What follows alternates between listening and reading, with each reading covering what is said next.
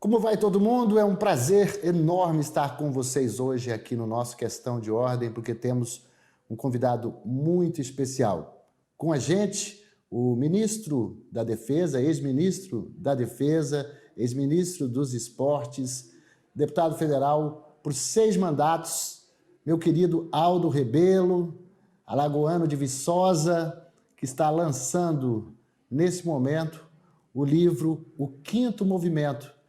Ministro, vou lhe chamar assim porque a gente aprendeu no jornalismo que sempre chamamos aí pelo cargo mais, vamos dizer assim, mais recente e importante. O senhor é um professor, é um jornalista, alguém que a gente admira, então vou lhe chamar de ministro. Muito obrigado por ter aceito esse convite, viu? Obrigado, Valteno. Um abraço para você e para os nossos telespectadores. Nós estamos aqui depois completando 1 ano de AgroMais, o nosso canal é o segundo canal rural que a Band tem, e eu vejo o senhor sempre aí nos nossos programas. Antes de tratar especificamente sobre o livro, o senhor é um produtor rural também, né? Não, Valteno, não chego a ser. Eu tenho origem rural. Meu pai trabalhou no campo, trabalhou na roça, e hoje eu tenho uma chácara, onde passo, de vez em quando, um período para minhas leituras. Mas planta uma hortazinha lá, umas laranjas, alguma coisa assim? Tem uns pés de laranja, umas bananeiras, umas galinhas, um cavalo para andar, um carneiro, tem umas coisinhas, mas sem pretensões comerciais, que é muito difícil. Eu sei que não deve ser a sua primeira incursão aí na literatura, mas o seu livro, O Quinto Movimento, foi lançado agora, recentemente, né? Por qual editora? A editora Já, é uma editora do Rio Grande do Sul, chama Jornal Já. E nós encontramos um acordo para publicar o livro por essa editora. São amigos do Rio Grande do Sul que formaram essa editora. O que é o livro, ministro? O livro, na verdade, Valteno, é o resultado de 50 anos de vivência, de militância na vida pública, de leituras, de convicções que eu fui adquirindo. As convicções, nós começamos a adquiri-las ainda no curso primário, com os nossos professores, com nossas professoras, nos bancos escolares, no ginásio, quando nós vamos começando a formar a nossa opinião sobre o país, sobre o Brasil, sobre a história, sobre a construção nacional. E eu juntei essas convicções, essas leituras ao longo da vida, com a minha experiência política no movimento estudantil. Eu fui presidente da UNE, aqui em São Paulo eu fui vereador, fui ministro em 4 pastas diferentes, em cada uma delas eu pude observar o país de um jeito, na defesa, na ciência e tecnologia, no esporte, na coordenação política e relações institucionais, na liderança do governo, aqui na Casa Civil de São Paulo.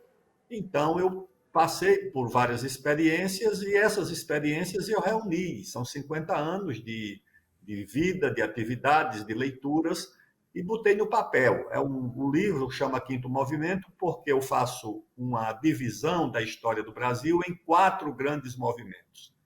O primeiro, que é o da formação do nosso território, até 1750, com o Tratado de Madrid. O segundo movimento é o da independência, que vai de Tiradentes, Filipe dos Santos, Revolta dos Alfaiates, até Dom Pedro, José Bonifácio, Princesa Leopoldina.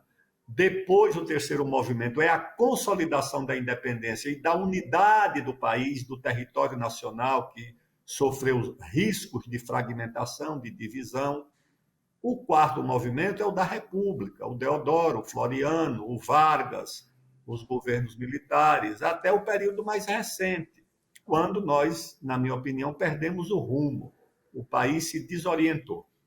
O quinto movimento é a minha proposta de retomada desse processo de construção do Brasil, da construção física, da construção material, da construção econômica, do crescimento, do desenvolvimento, da ciência e tecnologia, o papel das Forças Armadas, a Amazônia, a fronteira mineral, a fronteira agrícola, a democracia, o direito das mulheres, a luta contra o racismo, a presença indígena, o futebol, eu vou tratando de todos esses temas ao longo de 21 capítulos. E eu chamo de movimento por quê?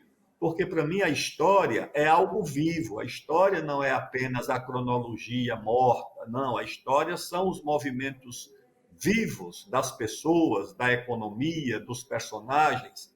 E o quinto movimento é um roteiro de discussão sobre o Brasil, uma proposta de discussão sobre o Brasil. Como o Brasil voltar a crescer, como o Brasil voltar a combater as desigualdades, como o Brasil voltar a valorizar a democracia. São esses três grandes temas em torno dos quais eu escrevi os 21 capítulos desse livro aqui, certo? Que é o quinto movimento. Essa capa é uma capa do Elifas Andreato, que fez uma parte das ilustrações, e as outras ilustrações nós tivemos um outro artista, meu conterrâneo, lá da minha cidade de Viçosa de Alagoas. O Cassiano Ricardo escreveu, um modernista nosso, escreveu lá nos anos 20, que ser brasileiro é ir perguntando para as léguas até onde e ao tempo até quando. Eu lhe pergunto, para onde caminhamos nesse quinto movimento? Eu tenho, Valteno, uma visão muito otimista do Brasil, muito confiante. É claro que é uma visão otimista, mas crítica, crítica das nossas mazelas, dos nossos problemas, que não são apenas materiais, sociais. Você vê hoje aqui no Brasil, né, 60% da população dependendo do auxílio emergencial do governo na pandemia. Mais famílias dependendo desse auxílio do que vinculadas a um emprego formal, dependendo de uma renda formal. Pessoas procurando lenha para cozinhar em Curitiba, em Maceió, porque não tem o dinheiro do gás. Filas quilométricas aqui em São Paulo para as pessoas receberem uma refeição porque não tem renda. São mazelas do país, a desconstrução material, a desindustrialização. Mas o Brasil já deu provas ao longo da história que superou problemas muito mais difíceis, muito mais complicados. O país teve capacidade de reunir forças, energias materiais e espirituais, em primeiro lugar, para manter a unidade do seu território. Não é simples você construir uma nação com 17 mil quilômetros de fronteiras, em paz com os vizinhos, um litoral de 7.500 quilômetros de extensão, 4 milhões e meio de águas oceânicas sob responsabilidade do Brasil, uma das maiores economias do mundo, a agricultura mais competitiva do mundo. Nós temos condições de construir uma civilização avançada, progressista, socialmente equilibrada e democrática. Mas tem grupos desorientados que contestam tudo isso. Tem gente que vai para a porta dos quartéis pedir uma ditadura para chamar de sua, como se isso fosse possível no Brasil. Ninguém no Brasil vai aceitar uma ditadura de uma corporação, de uma classe, de um setor social. Isso é uma ilusão. Mas tem gente que acha que pode. Outros vão para as ruas queimar estátuas, derrubar estátuas, vandalizar monumentos públicos. Nós preparávamos uma Copa do Mundo, o mundo todo voltado para o Brasil, 20 mil jornalistas estrangeiros credenciados e gente na rua quebrando tudo, querendo destruir o evento que o Brasil ia organizar, por razões políticas, ideológicas. Eu acho que isso é o que nós precisamos enfrentar e precisamos vencer, porque se nos apoiarmos no povo, na nossa história, na nossa tradição, nós vamos sim dar prosseguimento à construção desse país, com êxitos, com vitórias. Dificuldades maiores nós já passamos. O Brasil, na época da regência, tinha 4 guerras civis simultâneas. O país quase se dividiu. Uma guerra civil ao mesmo tempo no Rio Grande do Sul, os farrapos, outra na Bahia, os sabinos, outra no Maranhão, os balaios e outra no Pará, os cabanos. Eram 4 guerras civis ao mesmo tempo. Nós superamos, nós enfrentamos, nós mantivemos a unidade do país. Então, eu acho que isso nós podemos fazer. Eu sou, portanto, otimista em relação ao futuro do nosso país. Pois é, nós estamos aí há pouco mais de um ano de mais uma eleição no Brasil. Esse é um tema que toda vez que volta, o Brasil tem eleições de 2 em 2 anos, e a gente fica aqui sentado pensando, será que vamos demorar muito a nos encontrar enquanto a nação já somos ricos, já somos uma potência, mas a gente não vê a população tirando proveito de tudo isso. A gente vê gente ainda dormindo na rua, mas a gente vê uma Amazônia rica, a gente vê províncias minerais, a gente vê uma floresta preservada em 66%, um país que produz safra, super safra após super safra. O que está dando errado? Por que não dá certo? Porque nós perdemos a agenda principal. Quando você perde o caminho principal, quanto mais você anda, mais você se afasta do seu destino.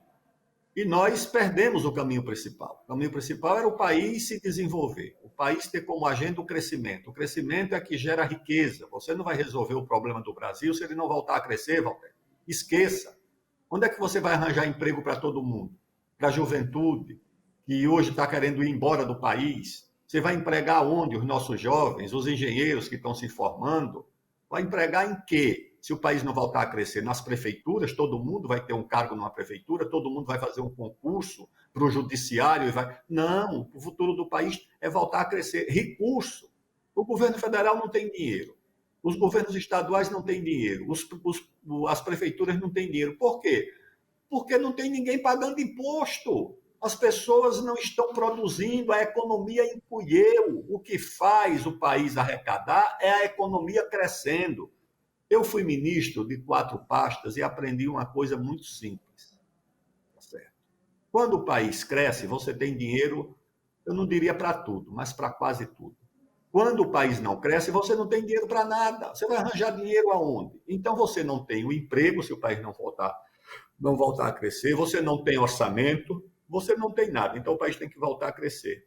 Mas as pessoas estão discutindo essa agenda identitária. Um quer queimar estátua, o outro quer mudar nome de rua, o outro quer fazer guerra cultural. Então, essa situação, evidentemente, que vai nos desorientar. O Brasil, então, tem que voltar a recuperar a sua agenda fundamental.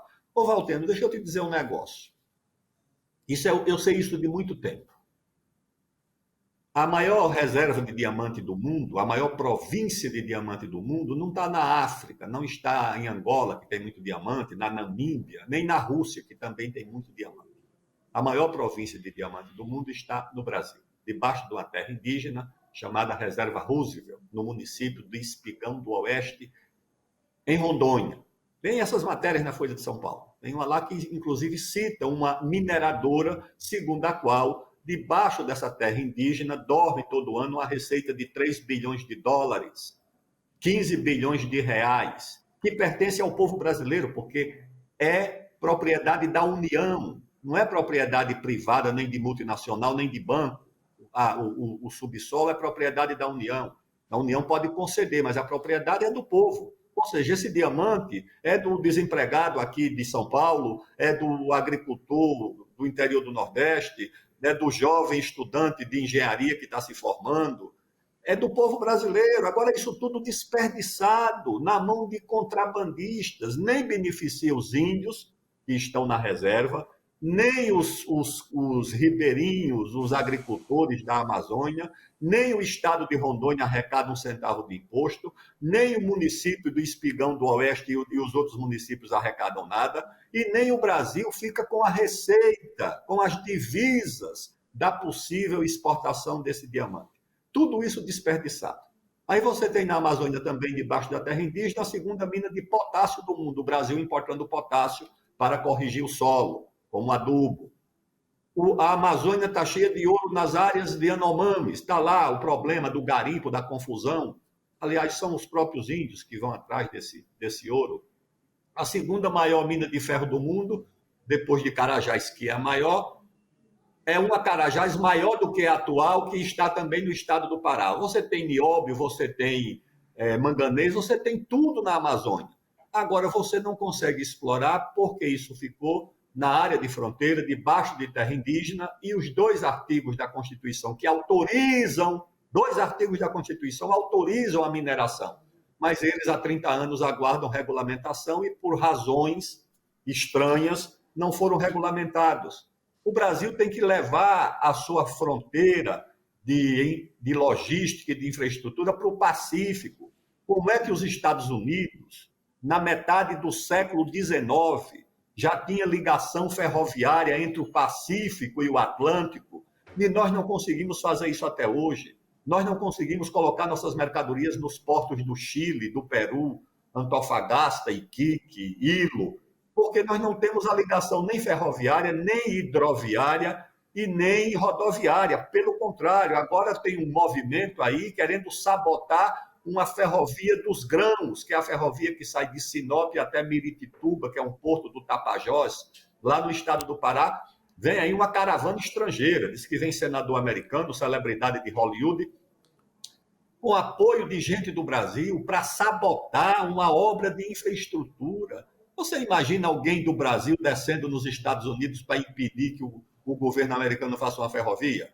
Alguém desembarcando na China ou na Rússia para dizer vocês não vão fazer essa ferrovia? O Brasil virou uma terra sem proteção por causa das disputas, das brigas, das divisões internas.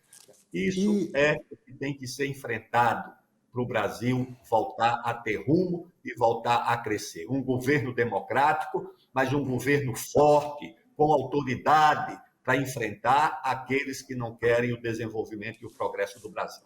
O senhor tocou em 3 temas aí que eu vou visitar agora. Eu vou novamente a Raposa Serra do Sol, porque o Supremo tem na pauta agora em agosto mais uma questão voltada às demarcações de terras indígenas, que se pensava que com as condicionantes de Raposa Serra do Sol pudesse estar um pouco mais acalmado isso aí, um marco temporal de 88.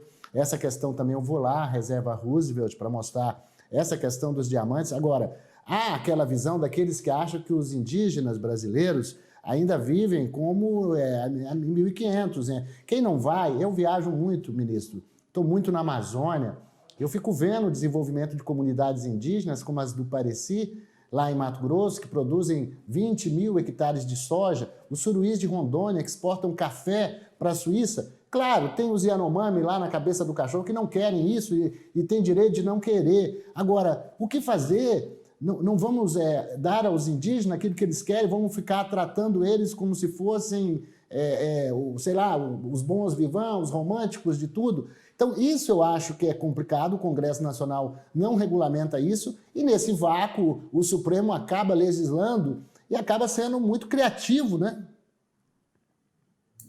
O Supremo, o pior de tudo, Valtênio, é que o Supremo legisla sem conhecer a realidade. Eu fui várias vezes a Roraima, acompanhei de perto a demarcação não que já tinha sido feita, a homologação, que são coisas diferentes. A demarcação foi no governo do presidente Fernando Henrique, a homologação foi no governo do presidente Lula. Apontei de várias formas, com peritos de universidades, os erros daquela demarcação. Os índios não queriam aquela demarcação daquela forma.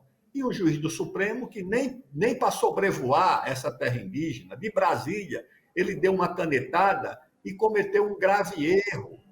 Hoje, a situação dos índios é muito mais difícil do que a que era na época.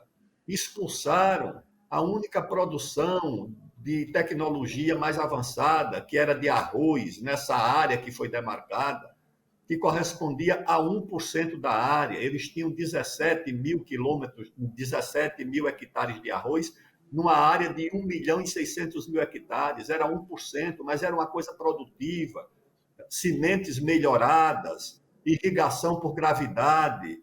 Isso era partilhado com os índios. Eu tive nessa área, eu vi as índias chorando para pedir que a demarcação não fosse feita desse jeito.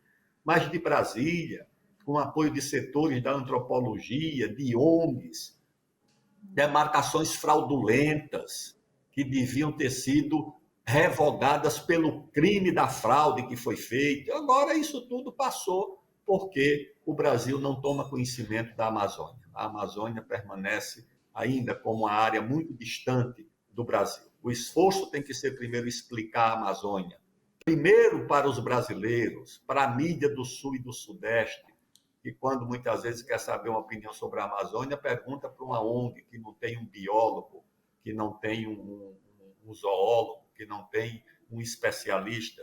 E é uma mídia com honrosas exceções alienada sobre mais da metade do espaço físico do Brasil. E 25 milhões de brasileiros vivendo ali, lutando para sobreviver. Pois é, o senhor falou dessa questão aí das províncias minerais e as riquezas do solo, mas aí o impeditivo também das obras, o senhor falou da Ferrogrão, que sairia de Sinop, vai lá para o porto em Tapajós, Miritituba, e tem também a usina de Belo Monte, que nós gastamos bilhões para construir aquilo, e agora com crise energética não podemos produzir na máxima capacidade, gastamos bilhões para fazer um canal mais caro que o canal do Panamá, para não entrar uma gota de água em terra indígena, e, no entanto, continuamos nessa demanda, nessa pendenga, sem poder gerar energia. E o norte com água, o sul precisando, e o país não se integra. O Brasil promoveu um movimento de sabotagem contra Belo Monte, contra Santo Antônio, lá em Rondônia, no Rio Madeira, contra Jirau. Eu acompanhei aquilo de perto. Primeiro que havia gente, na época, dentro do próprio governo, que não tinha interesse nisso. Achava que a energia devia vir só do petróleo, e do petróleo e do gás, não deveria vir das hidrelétricas. Então, foi uma luta. Aí, quando eu inclusive, me lembro dos debates que eu dizia, olha, Jirau e Santo Antônio não é apenas um projeto de criação de energia, é um projeto também de navegação. Você vai ter 1.000 milhas, 1.000 quilômetros navegáveis, ligando o Brasil à Bolívia, se você fizer as eclusas, vai tornar o Rio Madeira navegável. Segundo, você vai ter um grande projeto de irrigação, vão ser 100.000 hectares que a área inundada vai propiciar para a agricultura. Então, você tinha em torno de Jirau e Santo Antônio um projeto de energia, um projeto de transporte, de logística, de infraestrutura e um projeto de agricultura irrigada. Agora, isso tudo foi sabotado porque não deixaram, como em Belo Monte, não pode fazer a hidrelétrica com água acumulada, tem que fazer pelo fio d'água.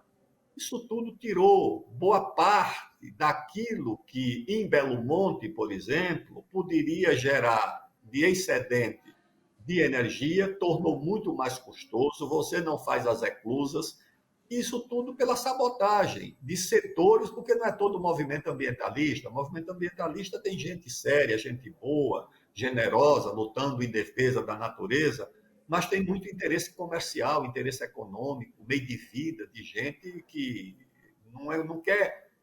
O padre Vieira dizia que é preciso fazer a diferença entre aqueles que querem o nosso bem, e tem muita gente de ONG que quer o nosso bem, daqueles que querem os nossos bens, tá certo?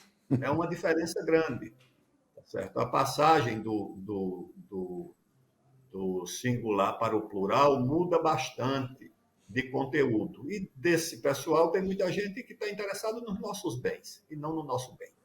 Eu queria muito ficar aqui conversando, já estamos caminhando já para o final, eu sabia que com o senhor aqui o tempo ia voar. Mas o motivo principal é seu livro, e eu pergunto para quem está nos assistindo, o senhor é um otimista? Dê-nos aí alguns caminhos. Primeiro, diga onde a gente pode encontrar o livro, já que as livrarias agora a gente quase não consegue. Onde adquirir seu livro, se a gente consegue ler pela internet, e segundo, o que Aldo Rebelo propõe de imediato para a gente poder dormir um pouco mais feliz, porque eu sei que o senhor é um otimista. Valteno, o livro pode ser encontrado, ele pode ser baixado de graça na própria editora Já, do Rio Grande do Sul. Preenche lá o negócio e você baixa de graça.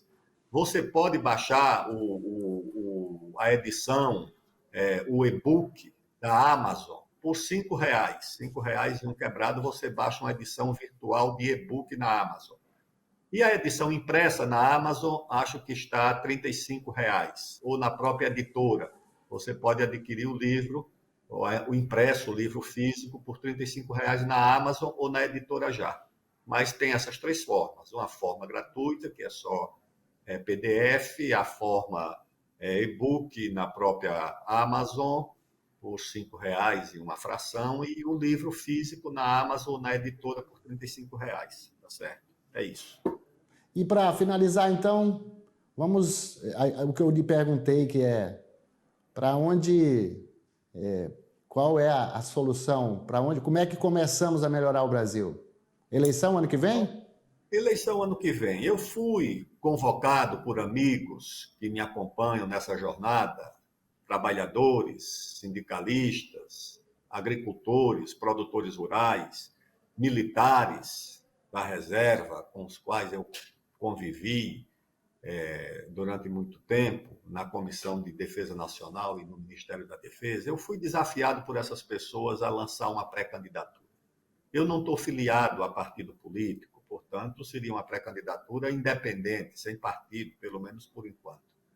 Não tenho pretensão nenhuma, tá certo? Eu já ocupei muito tempo na vida pública, mas o interesse é debater o roteiro do Brasil, debater uma agenda para o Brasil. Esse é o meu interesse. Recolocar a agenda do país, do crescimento, do interesse nacional, do interesse público, do interesse comum, e não do interesse de corporações, de setores. Repor a agenda do desenvolvimento no lugar dessa agenda do entretenimento, da agenda do comportamento, da agenda dos costumes, e repor a agenda do combate às desigualdades, da educação e da democracia, que não é escolha para nós, é um destino. Em função disso, para participar desse debate, sem nenhuma pretensão, eu vou fazer o lançamento dessa pré-candidatura, Valteno, certo? Para que o roteiro do quinto movimento possa ter alguma visibilidade no Brasil. Mas vai para algum partido? O senhor vai para algum partido até setembro? Não tenho ainda, não tenho ainda, tá certo? Os partidos no Brasil passam por mudanças muito importantes, ninguém sabe nem qual vai ser a legislação eleitoral que vai prevalecer no próximo ano, ainda estão discutindo isso, então eu vou esperar um tempo aí para poder ter uma definição partidária. Primeiro, a agenda e as ideias. Muito obrigado pela sua participação aqui, eu fico muito feliz e essa é uma grande notícia para o Brasil, tá? Fico muito contente com a colocação do nome do senhor para um debate mais frutífero. A gente está aqui à disposição do senhor, tá? Obrigado, Valteno. Um abraço a você e aos telespectadores.